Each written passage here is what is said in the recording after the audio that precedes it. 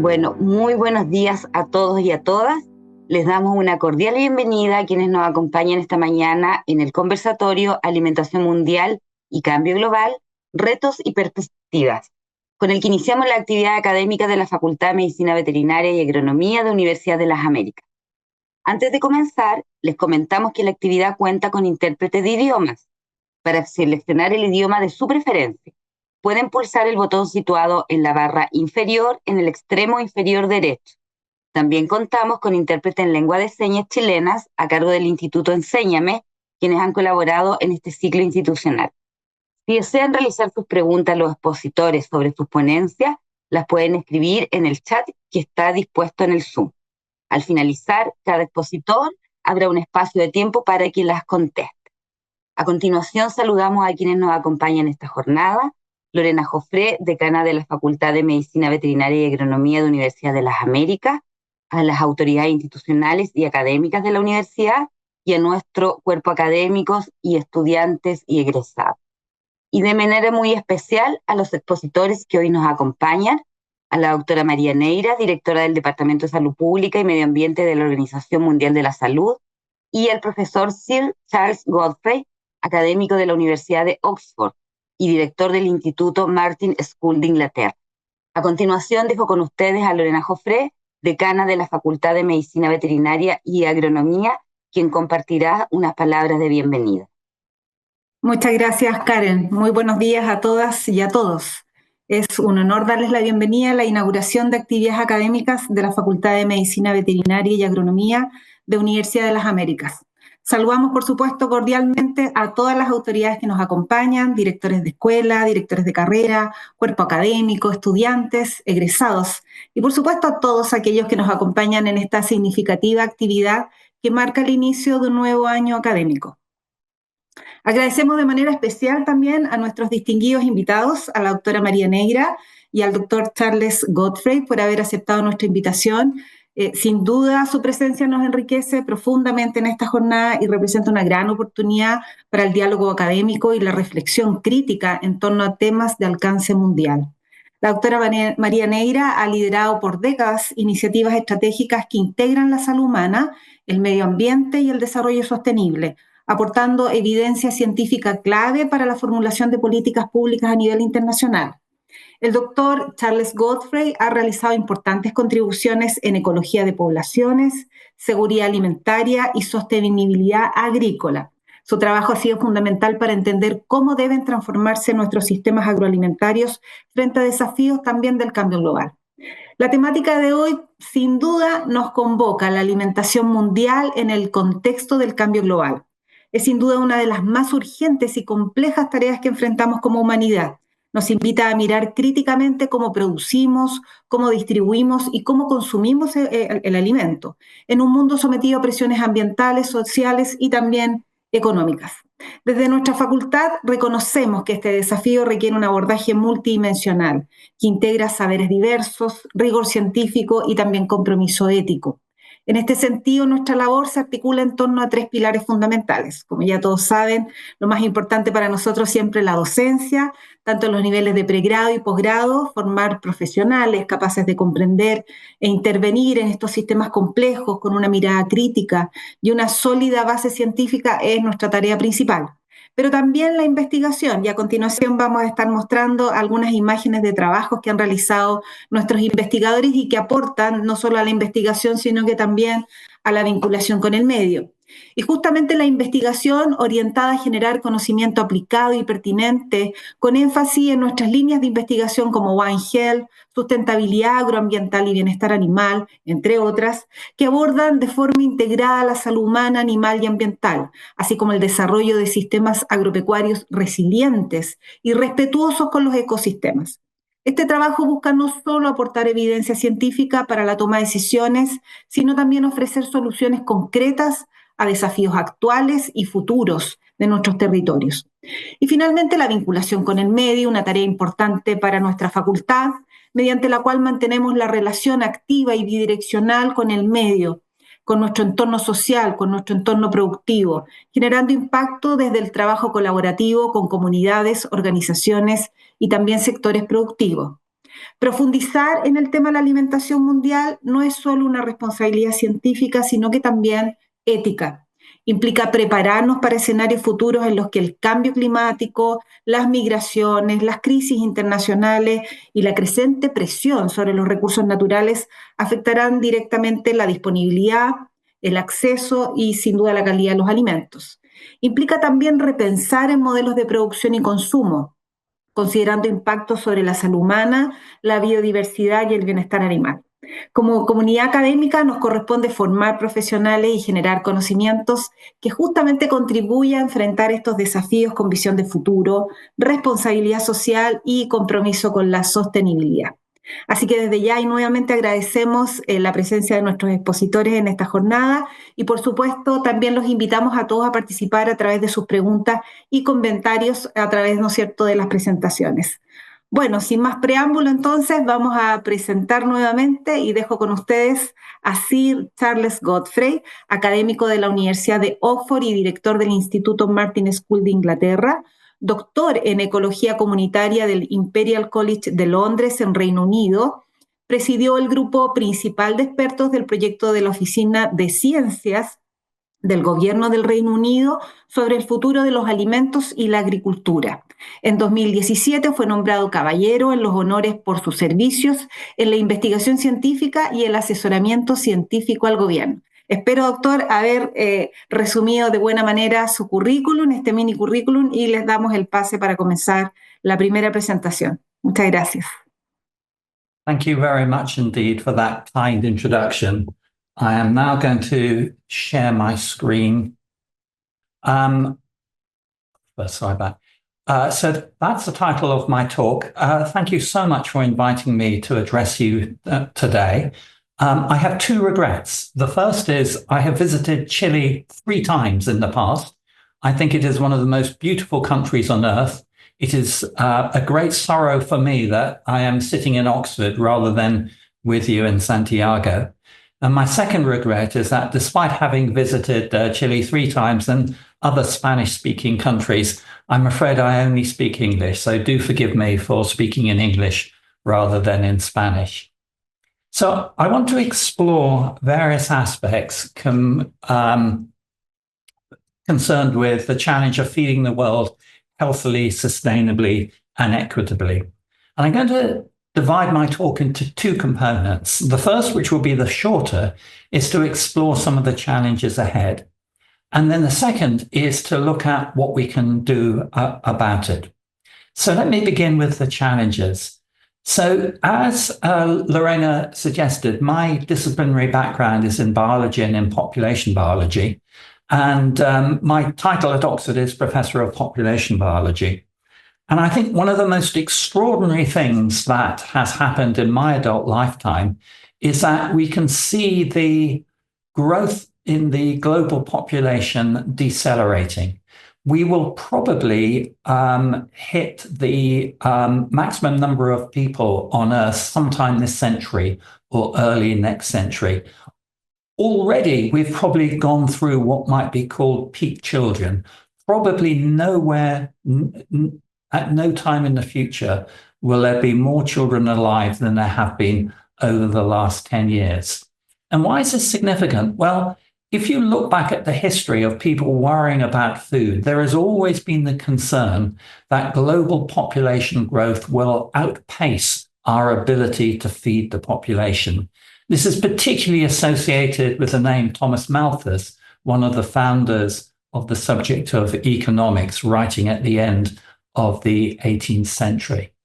And what we now know is that if we do things which I think most people would agree are sensible things to do, if we bring people out of poverty, if we provide education for children, especially to girls, and if we provide access to reproductive health care, then human fertility naturally goes down. So when I started my career 40 years ago, I don't think it was possible to have an intellectual argument against Malthus, against the fact that at some stage we were going to run into a crisis of feeding the population. Today, I think it is. The demographic transition has allowed us to do this. And I like to tell my students that in my 60s, I am more optimistic today than I was when I was their age. So global population will increase, possibly by another couple of billion. It will largely increase because people will be living longer, which is a good thing.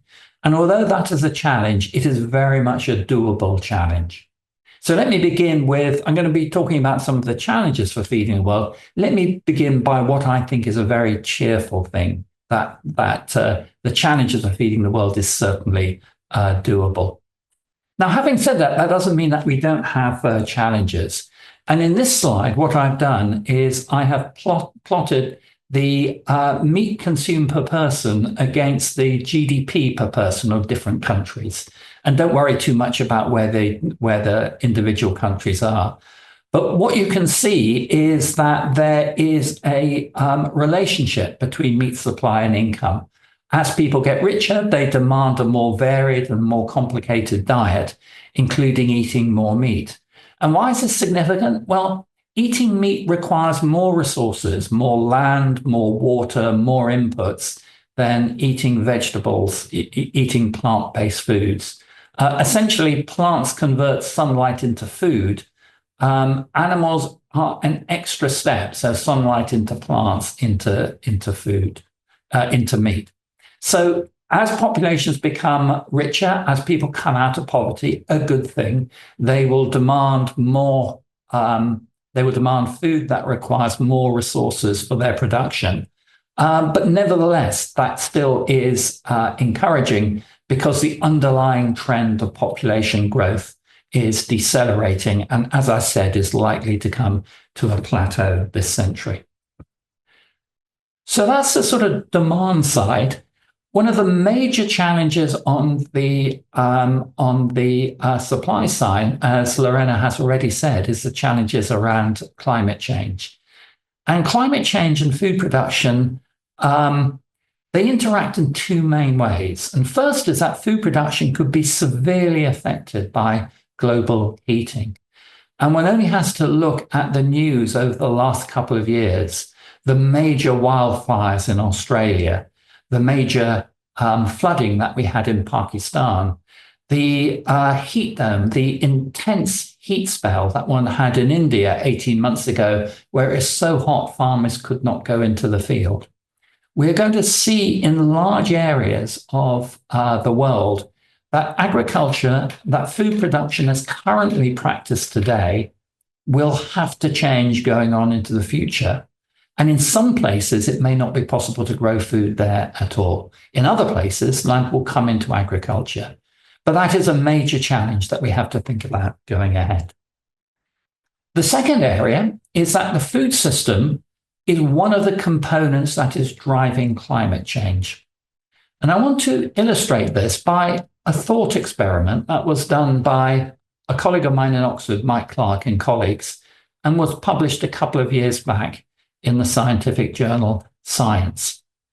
And what Mike did was to do a thought experiment. The thought experiment was this.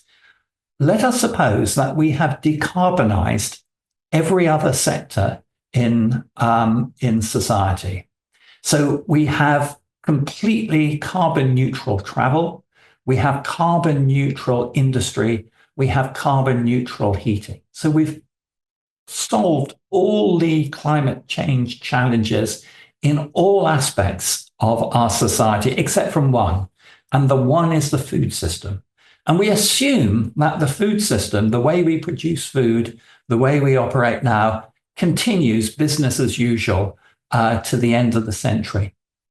And the sobering result that Mike and his colleagues came up with is that the food system, business as usual, was enough to push the climate over the 1.5 degrees centigrade and push it very near the 2 degrees centigrade increase in warming.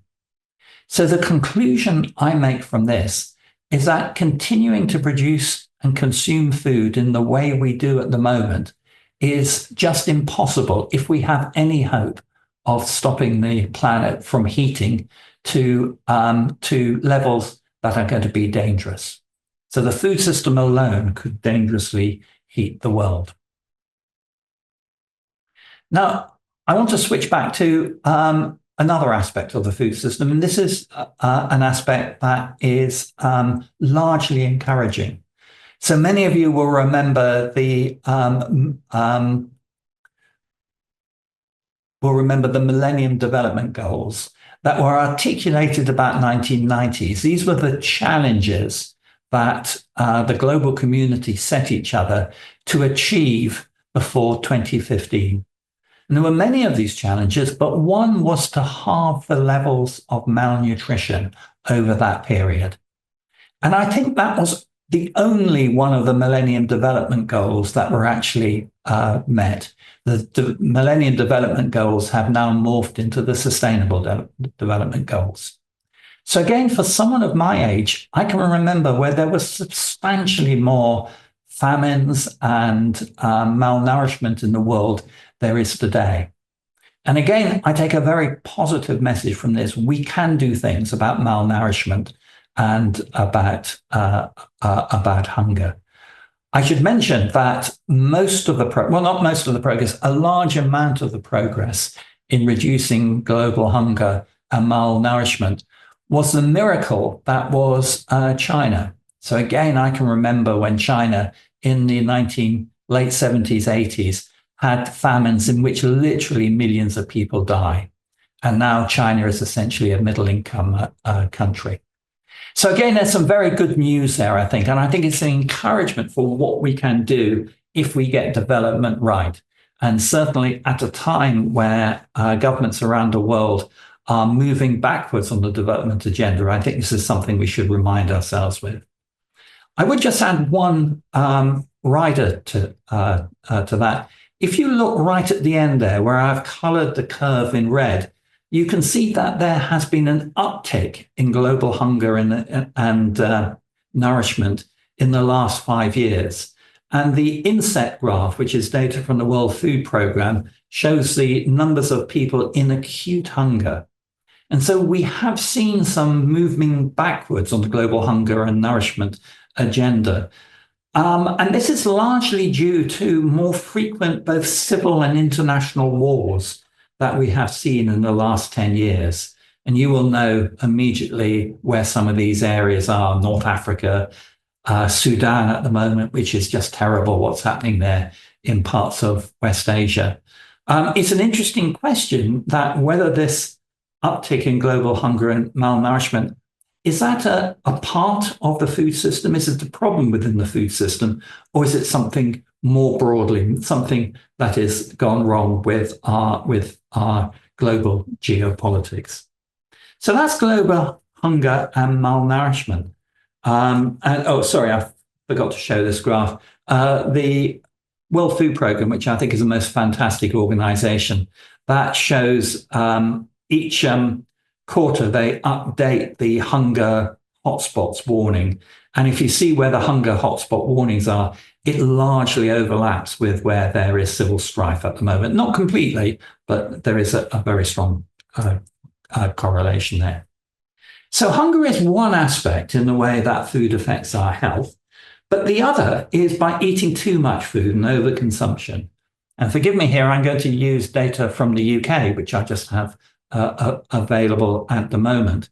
And these are data from our public health organization showing the percentage of men and women who are overweight and the percentage that are obese. And you can see that approximately 2/3 of men, half of women, a little over half of women are overweight. And then if one looks at obesity, then it's a smaller fraction, but 4 or 5% of people within the UK are morbidly obese, so obese that it's causing really major problems with their health. And it's interesting that the gender difference for overweight and obesity are reversed. And this epidemic of the diseases of overconsumption have really hit us over the last 10 or 20 years. And it has started in the rich world, but it's now in middle-income countries as well. A good example is Mexico. And Mexico is a country which has made tremendous progress in avoiding the diseases of poverty, both infectious diseases, diseases associated with poor diets. And if you look at life expectancy in Mexico, it was increasing in a really satisfying linear fashion. But that has been reversed over the last 15 years or so. And the reverse has been caused by diseases associated with poor diets, cardiovascular diseases, cancers to a certain extent. And there's some really interesting interactions there. These are often diseases of the slightly more wealthy sections of society. And in Mexico, we are seeing that some resources which were going into the diseases of the poor are now having to be reallocated, or now are being reallocated to the diseases of middle classes. So this is an area where I really don't think we have come to grips with some of the issues. And it's complicated in the last few years in that we've seen novel anti-obesity drugs coming through. And I think it's going to be fascinating to see how these different processes work out over the next couple of years. And finally, I just want to talk a little bit about geopolitical volatility. The FAO, the Food and Agricultural Organization of the UN, have a food price index, which they have run since 1990. Actually, if you were to estimate what it would look like before 1990, it would have been fairly constant going way back to the 1970s. So, and I've plotted there, I'm not going to explain the difference, but for any economists listening, one is food price index using real terms and nominal terms. In recent years, there hasn't been much difference between it. I put up this graph because if we were having this conversation about 2005, then many issues around food supply and food security and hunger had largely gone off the political agenda. And it came rapidly back onto the political agenda in 2010, 2012, when we had that first episode of food price volatility. It then sort of went back a bit. And then in recent years, largely associated with Russia's invasion of Ukraine, we've seen another period of food price volatility. And it's interesting, we understand some of the drivers of this volatility, but not all of it. So I think another challenge in feeding the world healthily, sustainably, and equitably is providing the resilience that we need to cope with some of these geopolitical shocks. So that's the end of the first part of my talk, a very brief survey of some of the challenges ahead.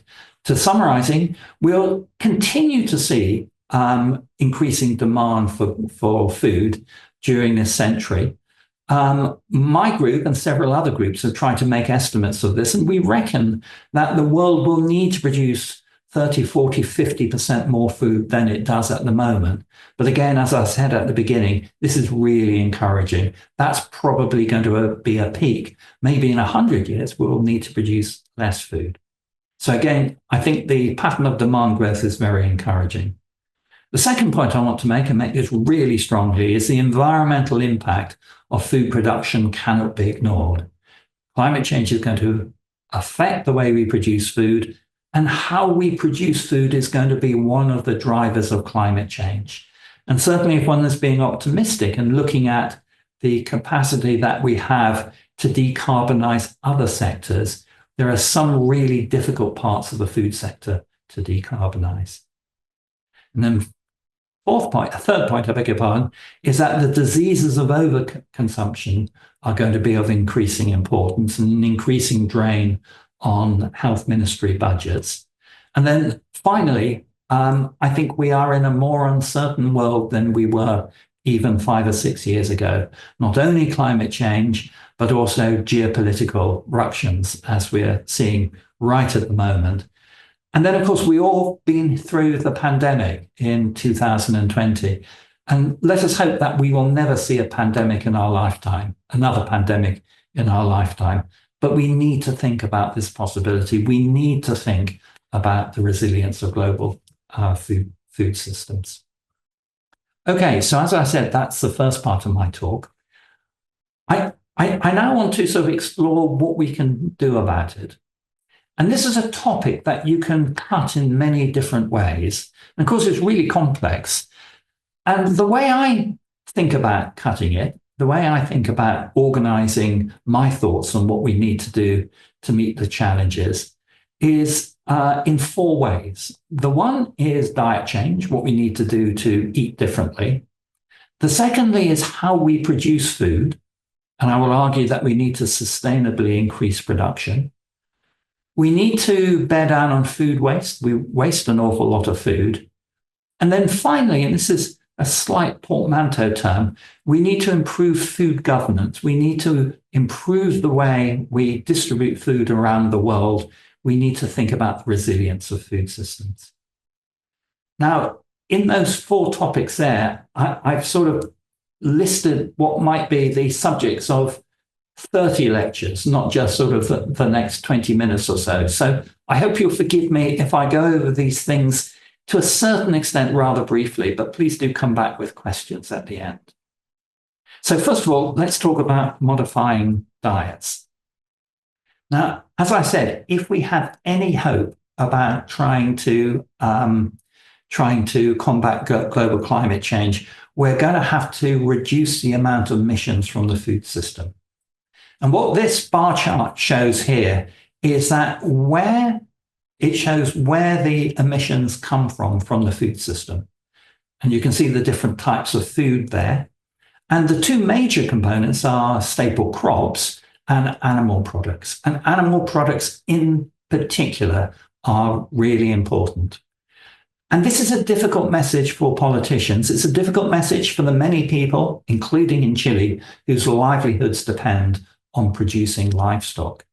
But we have to have these difficult conversations about how we are going to have fewer emissions, which will mean eating less meat and dairy or producing them in different ways. And we need to have a conversation about how we can have a just transition so that the people whose livelihoods currently depend on producing food in this way are to some extent protected or allowed to transition. Now, I think one of the interesting things about eating less meat and dairy from an environmental perspective is that it also has health and environmental positive effects as well. Now, these are what are called spider diagrams. And if you look in the center, you can see health on the left, environment on the right, and different aspects of what the food system does to health and the environment. And essentially, the further you are away from the center, the worse it is. And it's interesting that different foods can have different effects on health and the environment. So have a look at top left at what I've called unprocessed red meat there. So unprocessed red meat has the worst effects on the environment, and it also has pretty bad effects on health. So reducing your consumption of red meat, and I should say I'm not a vegetarian, I eat red meat, but certainly at home we try and eat less red meat than we've done in the past, and to treat it as a more special food than hitherto. So there are positive correlations between health and environmental effects of unprocessed red meat. And that's similarly for vegetables. So vegetables I put in the top right there, you can see that all the different dimensions are closer to the center there. Producing vegetables has less effects on the environment and positive effects on health. Going down to the bottom, lower right there, that's the production of nuts. Now, nuts are pretty good for your health, but they have 1 or 2 negative environmental effects. And of course, nuts contain many different products. And this is sort of amalgamating them over the different types of nuts. But nuts in particular require a large amount of water. You only have to look at some of the almond plantations in North America to see how much water they use. So my point is that there is a reasonably good correlation, but it's not perfect. And nuts is one example. And then the example on the lower left is another. SSB stands for sugar-sweetened beverages. So that is the Cokes and the Pepsis, the very sweet beverages that have no calories, but a lot of sweetness in. And actually, they have relatively little effects on the environment, but they do horrible things to your health. My colleague in Oxford, a woman called Susan Jebb, who's probably our foremost nutritionist in the United Kingdom, she likes to joke that drinking large amounts of Coke and Pepsi is the most environmentally friendly way of ruining your health. So I think there's some really interesting messages for policymakers there about synergistic effects. So how might one change diets? Now, there has been quite a lot of work done, which I'm not going to talk about today, on better education, on providing information at workplaces about the health and the environmental effects of food. And this evidence shows that it does have some effect, but the effect is not great. It will not cause change of the magnitude that we need. And it tends to operate on people who want to make the change anyway. And for the vast number of people, especially people who are living tough lives, who are not rich, who don't have a lot of time, who are challenged to feed their children, it's not that they're stupid, but they just don't have the time and the cognitive bandwidth in order to sort of read lots of labels and make these hard decisions. So behavioral nudges, education, they're all good, and we should certainly do them, but they're not going to be enough. And those are the measures that governments like, because they're the sort of soft measures. They don't lead to concerns either in the newspapers or by interest groups. But I fear that if we are to make some of the changes that we require, we're going to have to make some quite hard choices. And in this graph, I want to sort of explore another thought experiment that a colleague of mine at Oxford, Marco Springman, has involved in this study, that we did, that asked the question, what would happen if we put a tax on food that was related to its greenhouse gas emissions? So if you look at the blue histogram, the bars going upwards, you would see the change in price that would occur if we put a tax on different foods that related to the negative effects their emission was causing. And you can see that beef, oils, milk, lamb do badly. As we go down the end, we see eggs, vegetables, sugars would attract a far less tax. Now, what difference would that make to consumption? Well, again, if there are any economists on the webinar, they'll know that in order to translate price into consumption, you need to know what the elasticity is. And so using estimates of elasticity, we calculated the red bars. So looking at beef, the bar right on the left, then the tax would lead to a 40% increase in the price of beef, and it would lead to about a 15% reduction in consumption. So I said this is a thought experiment. We're not pretending it could be done. But what we did was we put this tax on all food consumed in high-income countries and middle-income countries. Certainly not in low-income countries, but countries where people were relatively well off. Of course, these taxes might not lead to people paying more tax overall. You could take these taxes and then give the money back in different forms, for example, by reducing income tax or in other cash transfers. So it doesn't necessarily mean that people will be more worth off.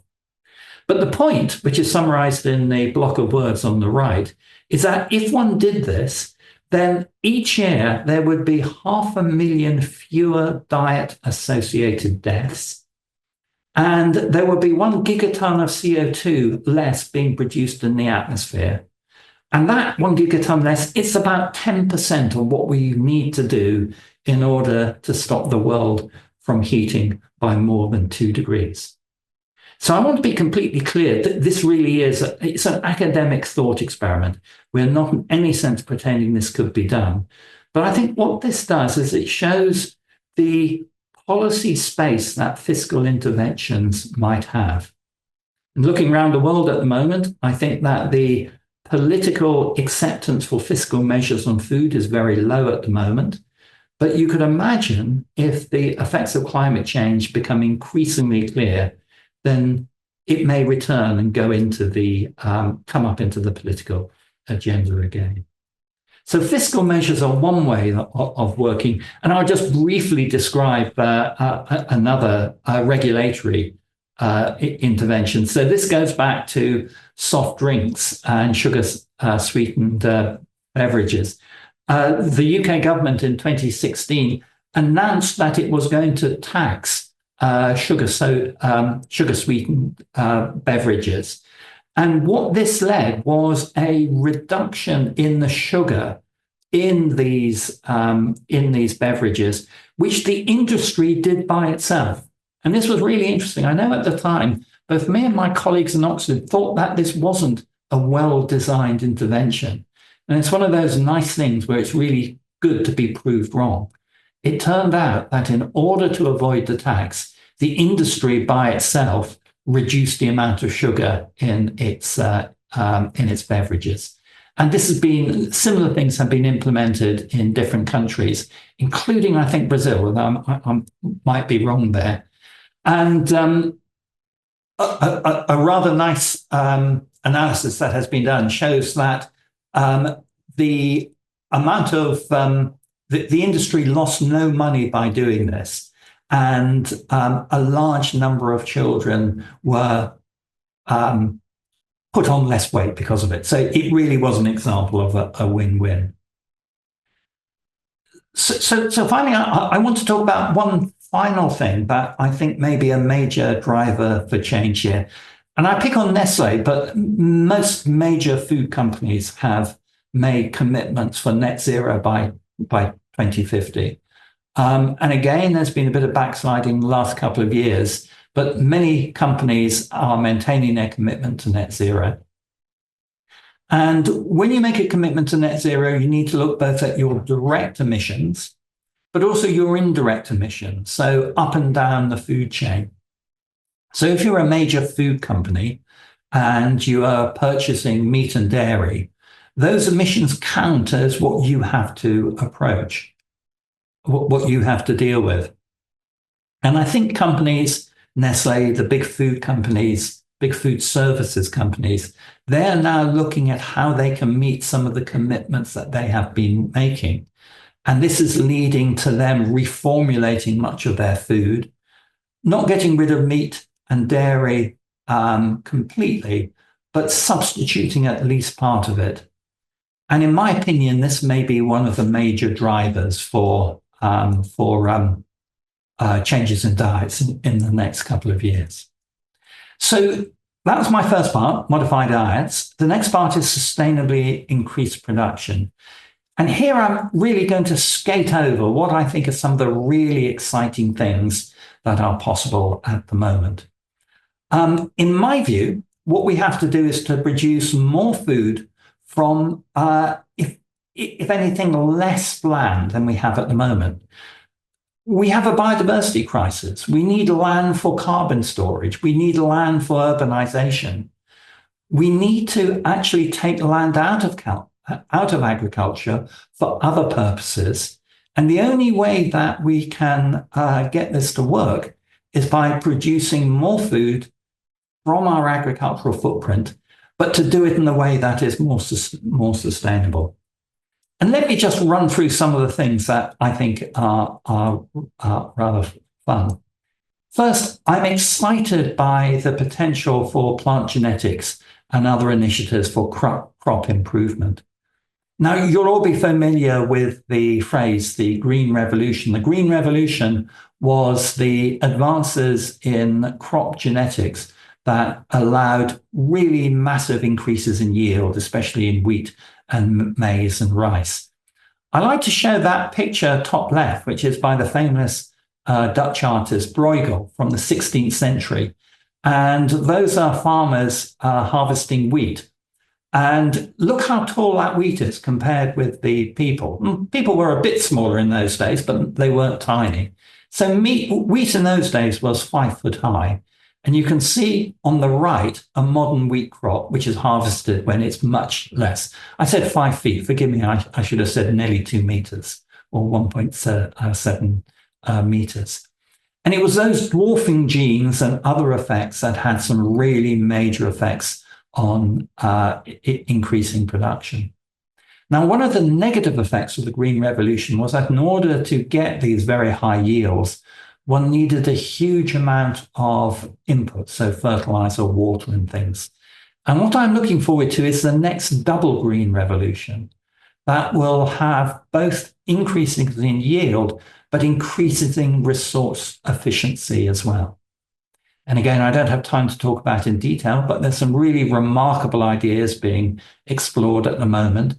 One is sort of rewiring the metabolism of rice so that it moves from a C3 to a C4 plant, which has all sorts of positive effects. And then the other part is that on the picture on the left there is some grains used, and I'm now just blanking of where I took that photograph. But what was only possible in wheat, rice, and maize until recently, thanks to the advances in the molecular genetics, can now be done in the orphan crops and some of the crops which had less attention. And last May, I was in Peru and just looking at the diversity of tubers and potatoes and other solonums there. And it's really exciting what might be possible in the future. I am an enthusiast about harnessing new data, AI, new sensors, robotics, and more. At the moment, we spray inputs onto crops fairly randomly. It is now possible using remote sensing and various drone-based, tractor-based methods to put insecticides, fungicides, fertilizers, water where they are needed to dramatically reduce the amount of inputs we put into the fields while increasing yields. So there are all sorts of exciting things going on there. I think we're only beginning to see the potential for modern AI, sensors, and robotics to revolutionize what we do. The other area that I think we're going to see major change is in pest management. And forgive me, I'm just now going to talk about something that I'm really interested in, and that is novel ways of pest management. So again, the way we control insects is by spraying vast quantities of sort of poisonous small molecules onto our fields. Only a minority of which actually does any good, a lot of which is just runs off and goes into the environment where it can do major harm in the environment. Again, I'm very happy to answer questions about this, but I think there's some really exciting technologies that are going to come there for pest management. And indulge me for a second to say something that's nothing about food, but another project I'm involved in is how one might control the mosquitoes that transmit malaria, especially in Africa. And for the last 25 years, I've been involved in a project funded by the Gates Foundation about how one may use very novel genetic methods to control mosquitoes. And in particular, the project we're working on involves something called gene drive. Now, this is alarming, potentially nasty genetic manipulation techniques. So it's something that needs to be very, very carefully regulated. But I personally see some great advantages of this, and that they will do much, much less damage to the environment than, as I said, spraying large amounts of chemical willy-nilly into the environment. And this is a technology which is being developed at the moment just for mosquitoes, but I think we'll see transferred into pests, into agricultural pests before long. And then finally, and I don't have time to say a lot here, but there are some really interesting alternative proteins that might substitute for some of them, for some meat and dairy at the moment. We already have some very sophisticated plant-based alternatives, and I think they're becoming increasingly sophisticated and increasingly good substitutes for food. I'm a great enthusiast for what might be called fermentation, using fermentation to produce proteins, either using bacteria or in particular fungi. And again, I think this is a technology that has come on in a very long way, and that we'll see exciting products coming to market before long. My background, when I've worked on animals, they've always been on insects. So whenever I've had the opportunity when traveling to explore what insects taste like, I always have a go at it.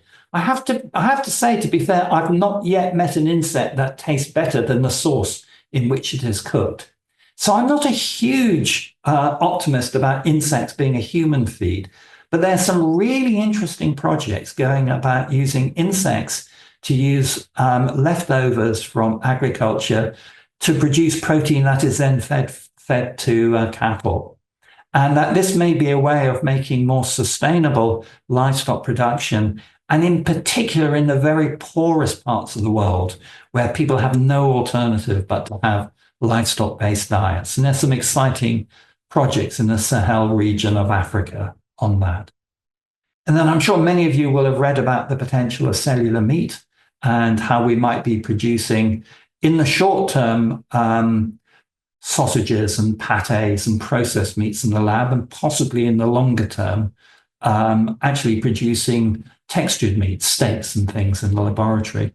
It's still very much a young technology.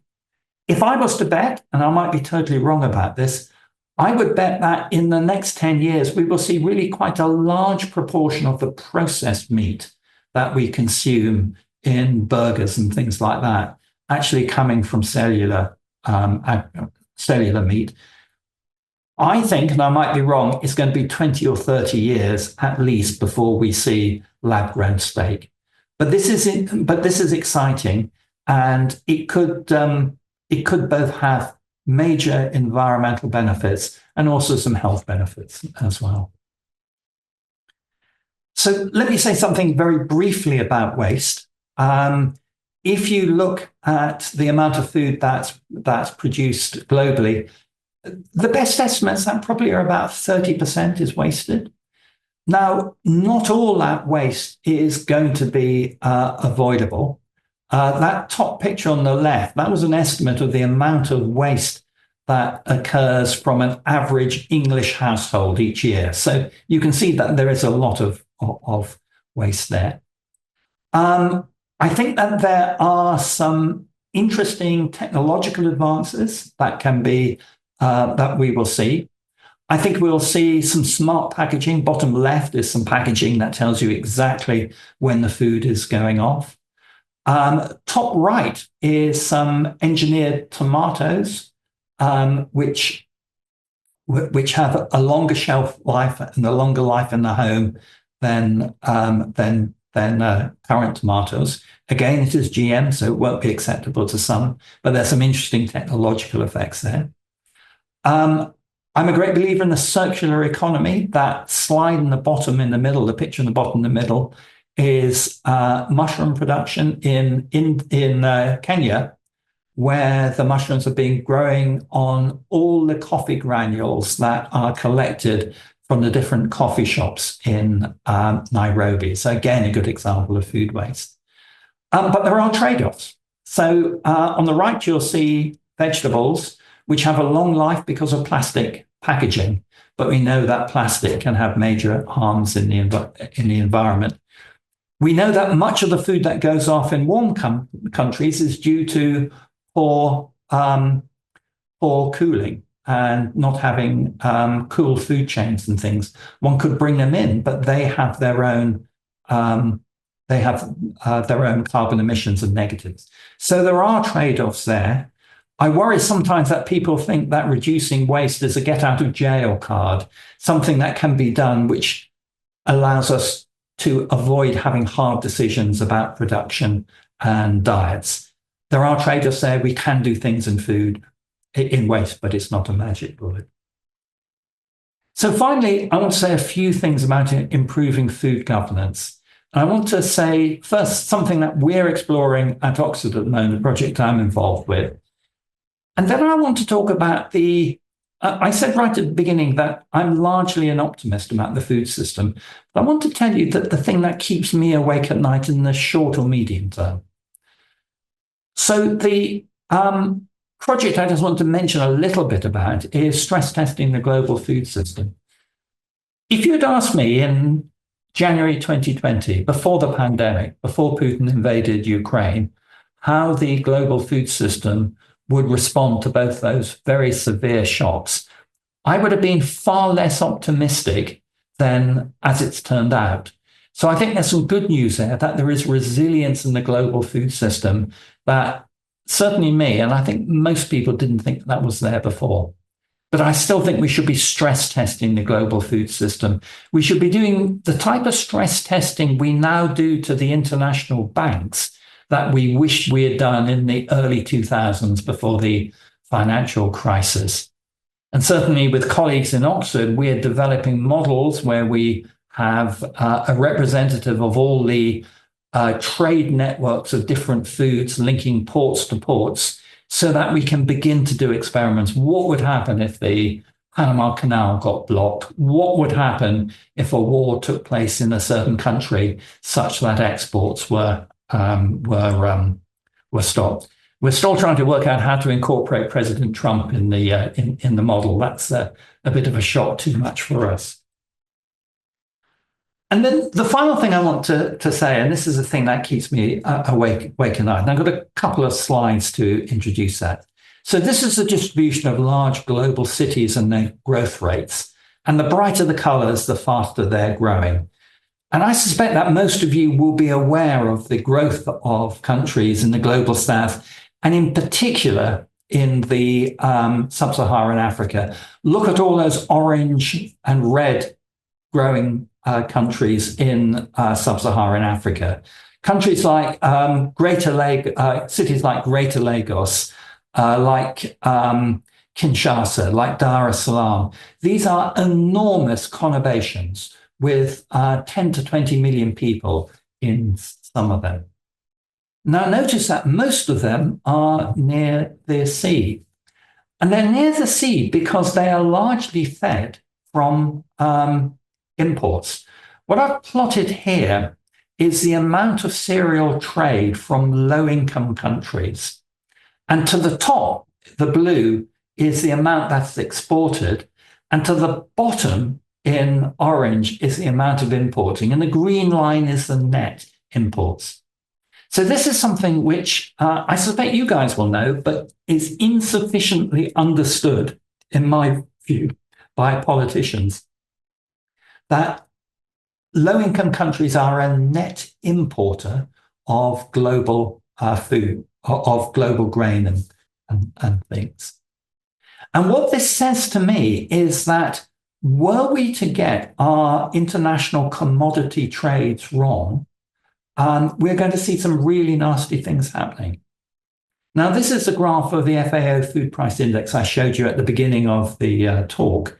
And I'm going to blow up the bit from around 2008 to 2015. This is work done by a group in Boston University. And this was the peak of the food crisis.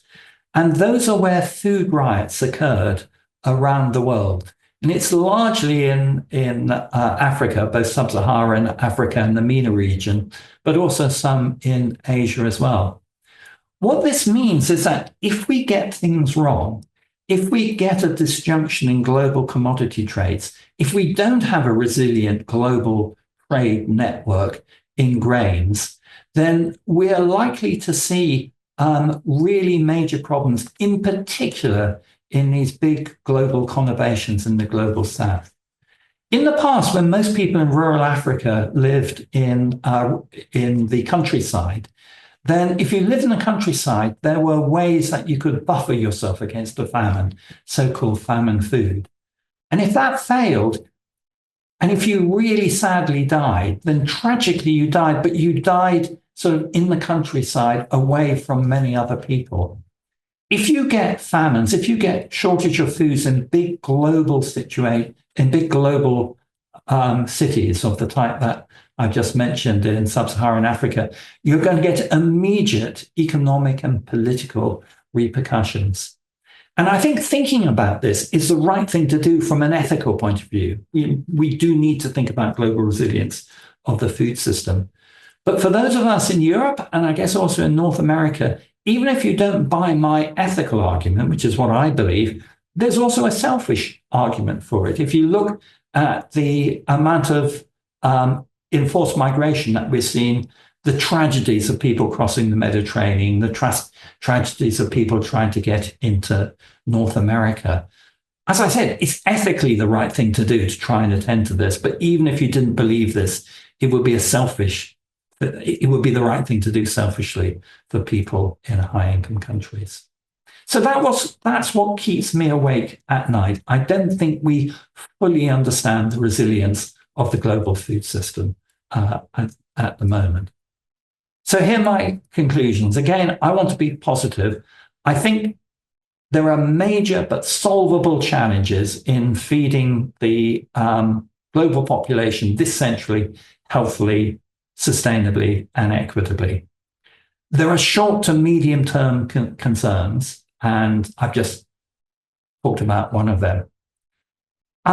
There's much that can be done. All of us just need to get on with it. People ask me, look, you put up 4 areas of where we need to do things. Which would you prioritize? We don't have the luxury of prioritizing. We just need to get on and do what we can in all these areas. It's both really complex, but it's also really simple. Just make progress where you can. And then finally, I don't know what you're concerned with most. I have a background in biology and in biodiversity. I care passionately about protecting biodiversity. It's why I love visiting Chile. Some of your national parks are just so wonderfully. What do you care most about? But whatever we care most about, if we fail on food, we'll fail on everything. There is something about food that makes it very different from anything else. So thank you very much for paying attention to me. Now I'm going to try and stop sharing my screen. Agradecemos la exposición del doctor Charles. Muchas gracias, doctor. Y a continuación dejamos con usted a Lorena Joffre, porque vamos a pasar la ronda de preguntas. Y quien los moderará, como les decía, es Lorena Joffre. Lorena, adelante. Muchas gracias, Karen. Muchas gracias, doctor, por su presentación. Por supuesto, muy interesante, muy completa.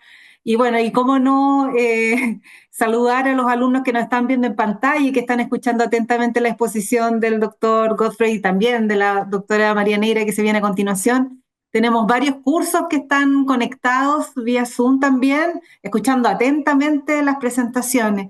Y tenemos hartas preguntas, pero no las podemos hacer todas en honor al tiempo también. Así que vamos a seleccionar algunas. Hay muchos comentarios también. Ahí si quiere el doctor puede ir leyendo los comentarios a medida que vamos avanzando. Y la primera pregunta de la doctora Cecilia Paredes. Dice, considerando que Chile es uno de los países de América Latina con mayores tasas de obesidad infantil, que fue una de las partes que el doctor quiso destacar, ¿qué estrategias educativas y políticas públicas deberían impulsarse desde el gobierno para promover una alimentación saludable desde la infancia? ¿Cómo pueden estas medidas integrarse en los desafíos globales del sistema alimentario y del cambio climático? No sé, doctora, ahí si nos podría comentar algo con respecto a esa pregunta. So I wouldn't want to presume about talking specifically about Chile, but I think probably some of the lessons in this country, in the UK, would transfer to Chile as well. I think that one of the issues is the advertising of very unhealthy food to very young people. And I would be very much in favor of reducing that. I think there are things that one can do, such as reducing the most unhealthy types of food near schools. I think that paying attention to school diets in particular can be really important, and also providing in lessons sort of food literacy, helping people understand it.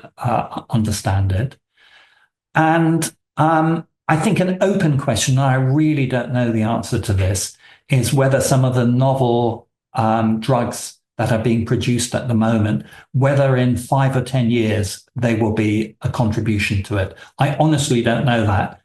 To me, I find it slightly uncomfortable thinking about pharmaceutical interventions, but it might be the only thing that is left.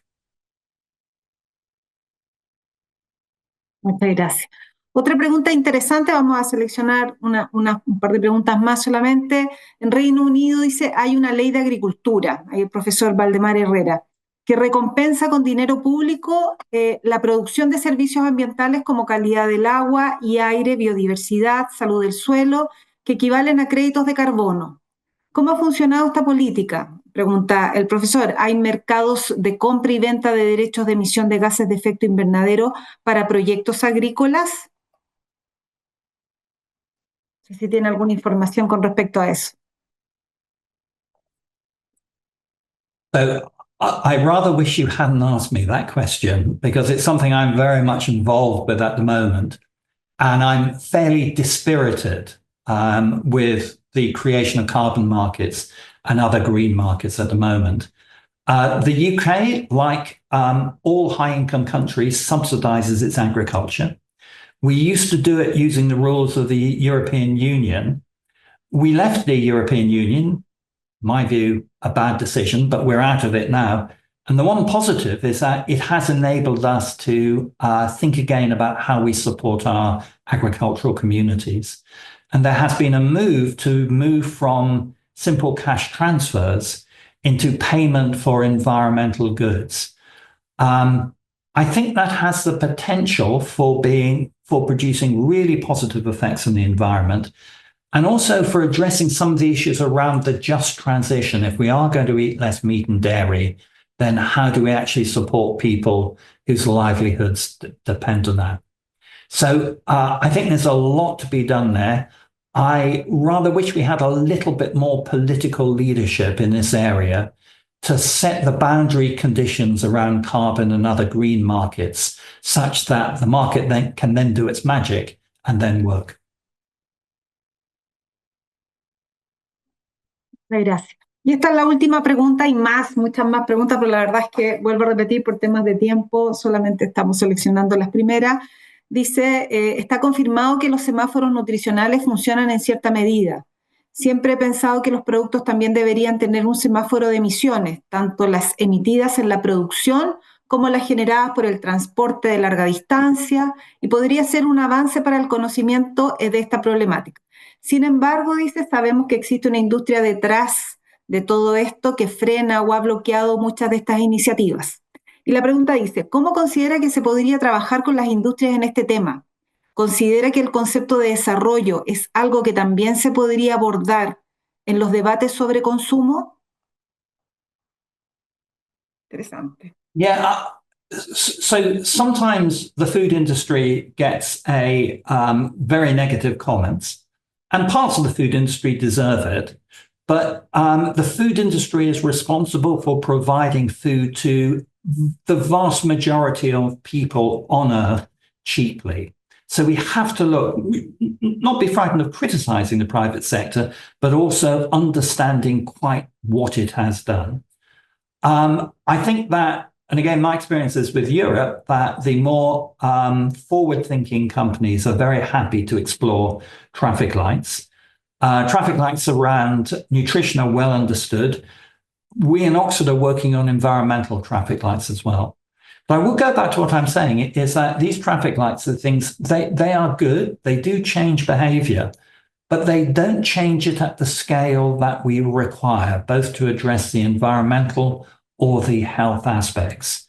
So by all means, think about traffic lights, talk to industry about bringing them in, but don't use that as an excuse not to have difficult, politically much more contentious conversations about other interventions, which I fear we will need to have. Muchas gracias, doctor, nuevamente por la presentación tan interesante y bueno, y por todas las reflexiones también que nos deja esta exposición y que se han visto ahí en los comentarios que están en el chat. Así que muchas gracias nuevamente, doctor, por acompañarnos el día de hoy y vamos a continuar con las presentaciones, con esta segunda parte de esta exposición. Ahí aplausos al doctor Charles a la distancia de todos los que están participando. Y bueno, y vamos a darle la bienvenida también a la doctora María Neira. Vamos a aprovechar de presentarla también para la siguiente exposición.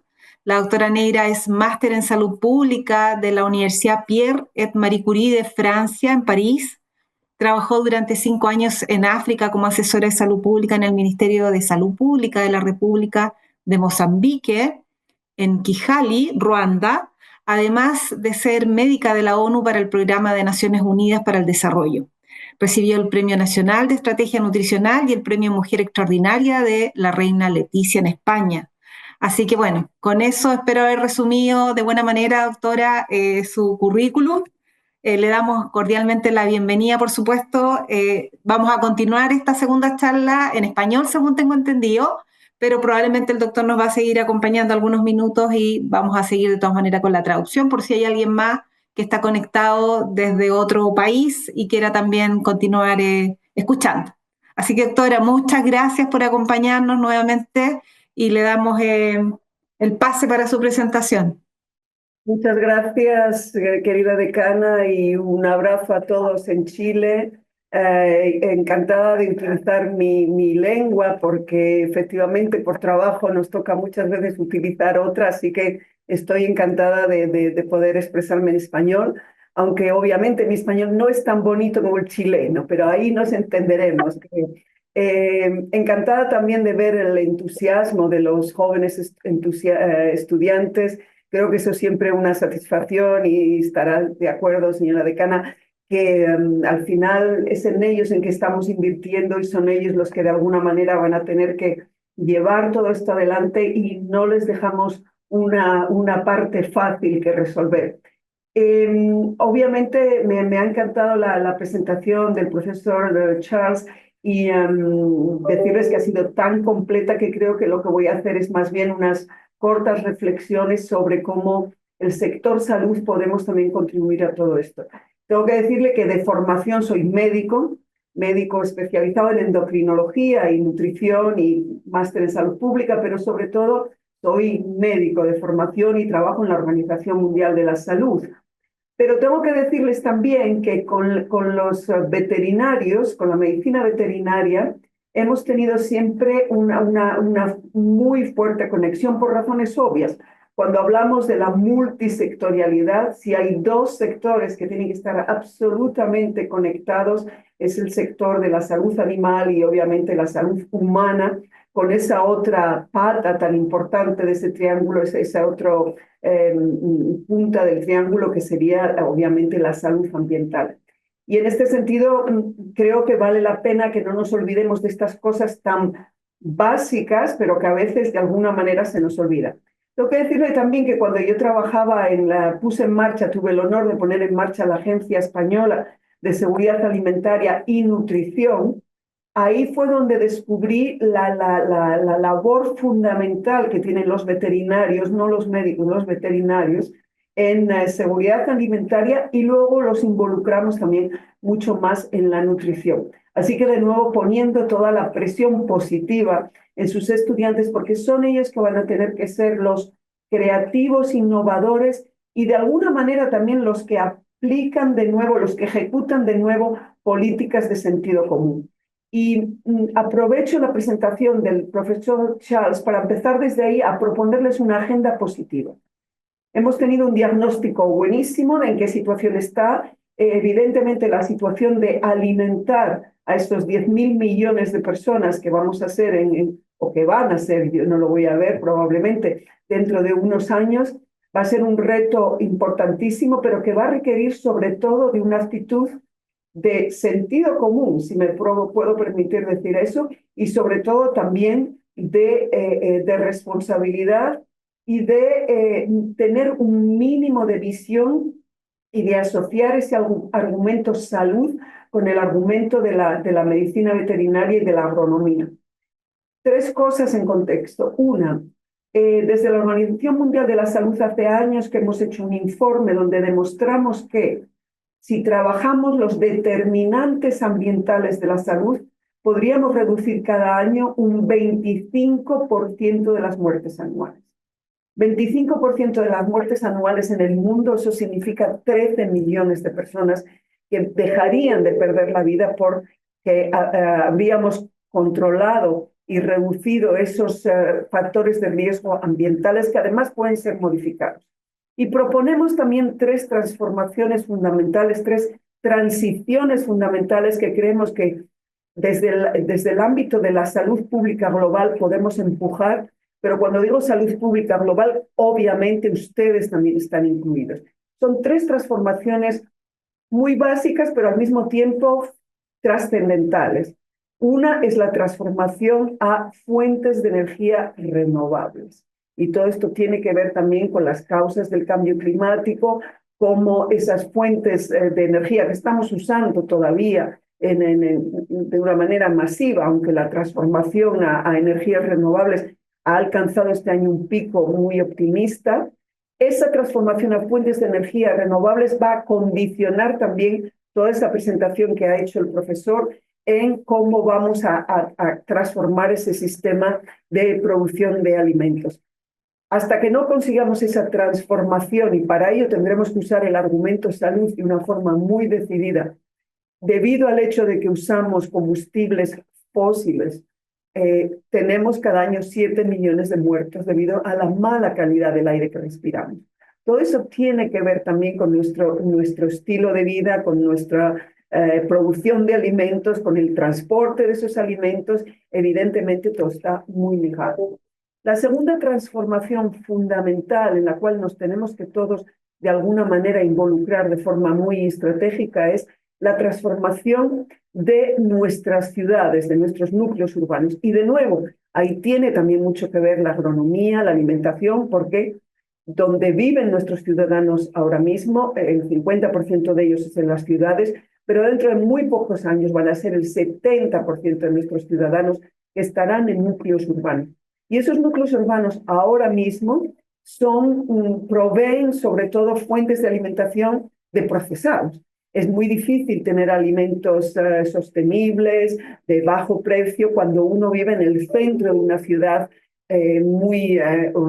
con una densidad importante de población, y cuando a lo mejor esa capacidad de producir a nivel individual, como alguien apuntaba en los grupos de conversación, esa capacidad de producción de alimentos no la tenemos porque vivimos en pequeños apartamentos donde no tenemos ni siquiera un pequeño trocito de terreno donde podamos, o una terraza donde podamos cultivar algo. Entonces, esa transformación a un sistema de planificación urbana saludable, basado en nuestra salud, es también fundamentalmente ligada a la anterior. Y la tercera transformación, y es la que más nos interesa hoy, pero para mí están las 3 fundamentalmente ligadas, es la transformación a un sistema de producción de alimentos sostenible. Y ese sistema de producción de alimentos sostenible empieza desde el uso de pesticidas, desde el uso de fertilizantes, desde el transporte de esos alimentos, desde la interconexión y el viaje de esos alimentos de un país al otro, el waste, o sea, toda la generación de residuos innecesarios en su 30% que podríamos evitar. Mientras una parte muy importante de la población se vuelve obesa o con sobrepeso, todavía tenemos una parte importante también de la población que tiene un problema de malnutrición debido a la falta de alimentos. Esto podría parecer un sistema muy complicado. En el fondo es un sistema sencillo, solo que requiere de una planificación de alto nivel y estratégico. Y requiere una planificación al menos nacional, con una política nutricional donde los médicos, los nutricionistas, los profesionales de la salud dan su punto de vista, pero también donde los productores de alimentos, el sector privado, la industria, los que transforman los alimentos, den también su parte, y por supuesto los agrónomos, los que van a contribuir a esa política nutricional, esa política de producción de alimentos de forma sostenible.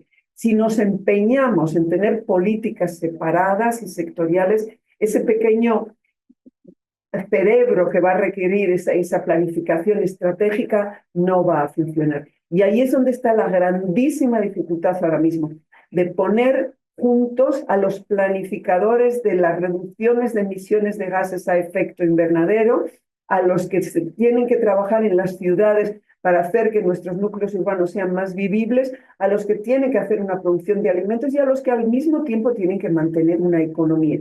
Todo esto podría parecer muy complejo, pero en el fondo, como digo, no debería de ser. Es una prioridad para cualquier gobierno alimentar a su población, hacerlo de una forma sostenible y hacerlo de una forma saludable y, por supuesto, al mismo tiempo generar una economía.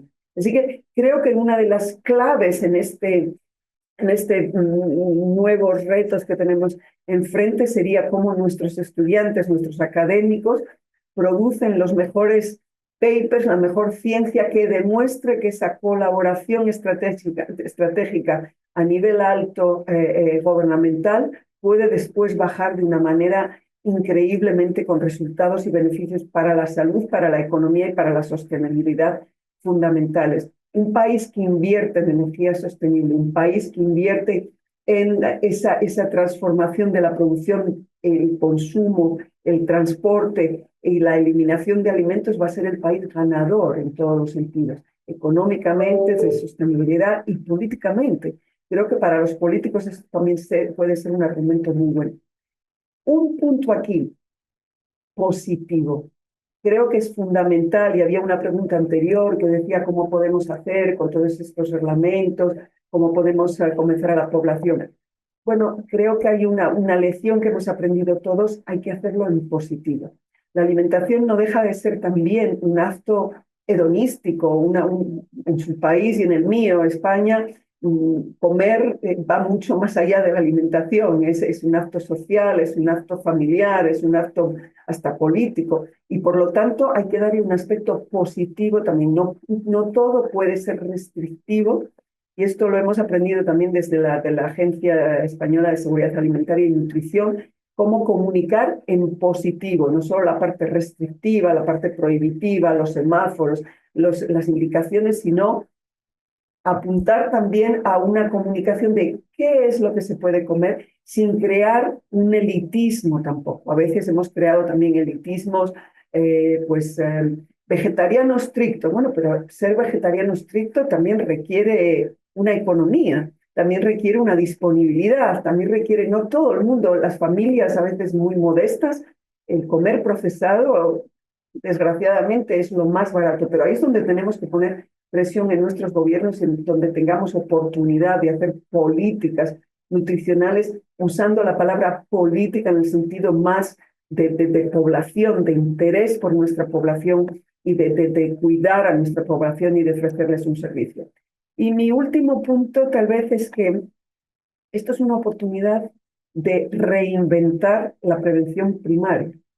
Y prevención primaria no es detectar un cáncer justo al principio cuando aparece. La prevención primaria es evitar esas enfermedades, evitar esa capacidad de enfermar, poner unos muros de protección a nuestra salud que la protejan y la beneficien, y no solo detectar la enfermedad cuando ya apareció. Creo que esto es el mensaje también en positivo, que una alimentación sostenible no solo contribuye a reducir las causas de cambio climático que hoy genera todas estas, desde el negacionismo hasta reacciones un poco más irracionales. Tenemos que ganarles la partida con el argumento positivo. Si tenemos una alimentación sostenible, nuestra economía se va a beneficiar, nuestra población va a estar mucho más sana, vamos a ser capaces de alimentar a toda esta población y además vamos a generar beneficios enormes. Así que creo que el argumento positivo puede ser la ganancia que vamos a tener en salud, en economía y en esta colaboración. Y luego, mi último punto sería que los estudiantes, que los académicos, no permitamos que nadie nos diga esto no es your business, quédate en la parte académica de escribir papers, de publicar. No, esto es una cuestión ahora de política, de influenciar estas políticas que son fundamentales para nuestra generación. No ha habido nunca un momento tan crítico en la historia de la civilización como en este momento, y tenemos que ganarla esa batalla. Y para ganarla, a veces las tácticas hay que saber usarlas también. Tenemos la estrategia justa, pero las tácticas tienen que ser positivo y desde luego convencer a la población desde abajo de que esto no es una cuestión de elitistas, Greenpeace, activistas o gente un poco muy convencida del vegetariano. No, esto es una cuestión de estar mejor, de que nuestra sociedad ya no solo sobreviva, sino que esté muchísimo mejor. Así que no underestimate, o sea, no tengan pocas expectativas sobre sus capacidades y su capacidad de influencia, sobre todo porque podemos mover montañas, y eso es lo que vamos a hacer. Muchas gracias. Muchas Muchas gracias, gracias, doctora doctora. María Neira. Nuevamente le agradecemos. A continuación vamos a continuar con la ronda de preguntas y quien moderará nuevamente es nuestra decana Lorena Jofre. Lorena, ya hay preguntas en el chat. Sí, ya las estoy viendo. Bueno, muchas gracias, doctora, y gracias por la reflexión positiva también. Yo creo que hay que aprovechar eso.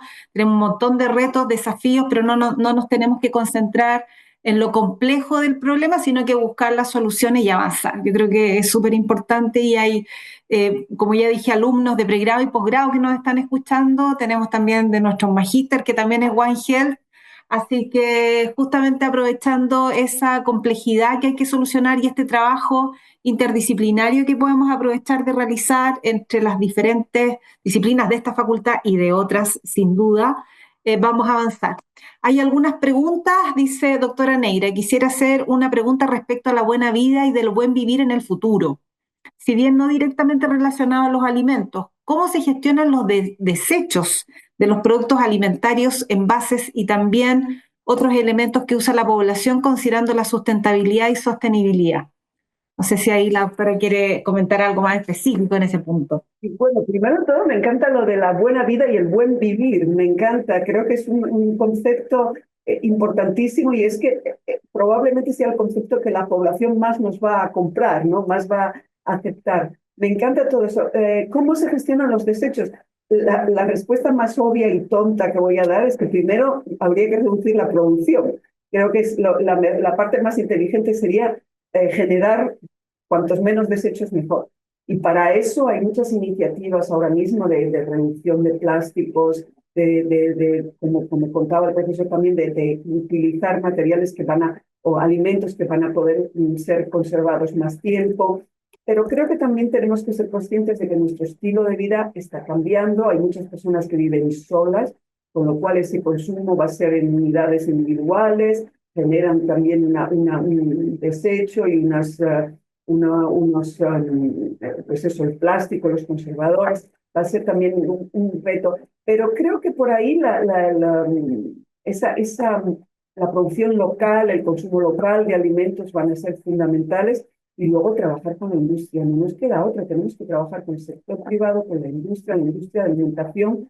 Efectivamente, a veces se le pone mucha reglamentación y hay que hacerlo, pero a veces también hay que trabajar con ellos en acuerdos voluntarios, en ponerles frente a un reto que la sociedad lo va a interpretar bien y darles también la opción de que las iniciativas que pongan en marcha, por ejemplo, para reducción de residuos, de desechos, podamos contarlas a la población como una contribución que ellos han hecho. Hay mucho greenwash, no cabe duda, pero a veces también del greenwash podemos sacar beneficios. Creo que hay muchas iniciativas, mucha innovación, mucha investigación que nos va a permitir reducir los desechos, pero sobre todo, de nuevo, la parte represiva, restrictiva a los consumidores probablemente es la que menos resultados da. Creo que es mejor trabajar upstream con la industria, con la alimentación, con la distribución. La distribución es fundamental también. Y después, claro, con los hogares y las familias para que esa conciencia, los niños son los que mejor lo van a transmitir en casa. Mi hijo, desde luego, es el que más me ha concienciado, pero que por lo menos exige mucho y son ellos de alguna manera los que transmiten esos valores. Lo cual, Me pasa exactamente lo mismo. Una segunda pregunta, dice doctora, dice, considerando que las grandes urbes, países, presentan la mayor concentración de disponibilidad de alimentos y mayores pérdidas de estos, respecto al problema de la malnutrición, ahí se me corrió la pregunta porque entró otra, respecto al problema de malnutrición o poco acceso al alimento, ¿esta situación no estaría relacionada con una inadecuada distribución de los alimentos, que era un poco lo que recién comentábamos? absolutamente. Está claro que por un lado perdemos 30% de la producción de alimentos y por otro lado hay una parte del mundo que tiene hambre, ¿no? Transportamos alimentos de un lugar extremo a otro o producimos incluso aguacate que necesita muchísima agua en lugares donde la sequía es algo habitual, pues, con un consumo excesivo de... Por eso hablaba también del sentido común, ¿no? Pero para tener ese sentido común hay que tener una especie de cabeza pensante, de estrategia global que no permita que mueves esto y se desajuste lo otro. No sé, en medicina y en medicina veterinaria seguro que también nos forman a que si tú das un medicamento, tienes que asegurarte que va a atacar eso para que esa enfermedad con la que tú quieres curar con ese medicamento, pero que no va a tener otros efectos también y que te va a desequilibrar otra parte. Curas esa enfermedad, pero generas una hipertensión que te va a desequilibrar otras cosas. Y eso creo que tanto en veterinaria como en medicina humana lo tenemos muy claro, ¿no? Y aquí ha pasado muchas cosas que no funcionaban así. Se han promovido, por ejemplo, los automóviles hace años con diésel, con el argumento de que eso era bueno para reducir la huella de carbono. Pequeño detalle, la combustión del diésel para la salud es muchísimo peor que... En fin, hemos hecho cosas ad hoc en vertical y no hemos tenido ese holistic view, o sea, esa manera que creo que tanto los veterinarios como los médicos lo tenemos, que es ver el paciente como un ente completo, ¿no? Y eso hay que trasladarlo también a la producción de alimentos y que no ajustando esto desajustemos lo otro. Bien, vamos a hacer una última pregunta también porque queremos terminar bien a tiempo, según lo que teníamos planificado. Y dice, gracias doctora, hace poco vi una encuesta donde mencionaban que la población joven de España consideraba que se les pedía mucho respecto a las mínimas restricciones para mitigar la crisis climática. ¿Cómo ve el futuro de las acciones climáticas con esta visión de la población joven? Es una buenísima pregunta porque efectivamente, ya no sé si es que les pedimos mucho o no, pero hemos creado una especie de psicosis y de apocalipsis que era necesaria porque había que alertar y todo esto, pero yo creo que ahora también llega el momento de generar esos mensajes positivos de los que hablaba antes. La política de aterrorizar puede funcionar en algunos casos, pero desde luego hay que darle a esa juventud también, ¿y ahora qué? ¿No? ¿Y qué hago? O sea, no puedes solo asustarlos, sino que tienes también de decirles, bueno, a lo mejor los fines de semana los jóvenes van a volver a encontrar un placer a ir al campo, a enterarse de cómo se produce un tomate, que no viene solo en latas en los supermercados, y a ver vacas, ¿no? O sea, creo que vamos a volver, espero por lo menos que vamos a volver a un acercamiento mayor a la naturaleza y de forma positiva, no represiva ni castigadora, sino esa ansiedad del cambio climático está generando grandes problemas de salud mental, sin duda. Tenemos que guiar, orientar, educar, yo creo que es súper importante. Y como decía ahí una de los comentarios que concordamos, ¿no es cierto?, que prevenir es mejor curar y hay que seguir justamente ese camino. Bueno, yo quiero ya ir cerrando, aprovechar ahí un comentario que dejó Carla Vera, que es la directora de Escuela de Medicina Veterinaria, que, bueno, da las felicitaciones y el agradecimiento por ambas presentaciones y por las tareas que tenemos que avanzar como profesionales de las ciencias agropecuarias, ¿no es cierto?, que es un desafío enorme y hay que tomarlo con ese espíritu bien positivo. Así que bueno, ya estamos viendo aplausos, corazones y nuevamente agradecer por el tiempo de la doctora María Neira, que sabemos que tiene una agenda muy ajustada, así que agradecer por compartir estas reflexiones con nosotros y agradecer por supuesto también al doctor Charles Godfrey, que seguramente está escuchándonos ahí también, por su tan completa presentación, a pesar de los pocos minutos que tuvo, pero la verdad es que fue un diagnóstico y un resumen también muy completo. Así que muchas gracias a ambos, doctor, muchas gracias. Y vamos despidiéndonos a todos entonces y despedir, bueno, a todos los alumnos que nos están acompañando, a los académicos y a las autoridades de la universidad. Muchas gracias por su tiempo.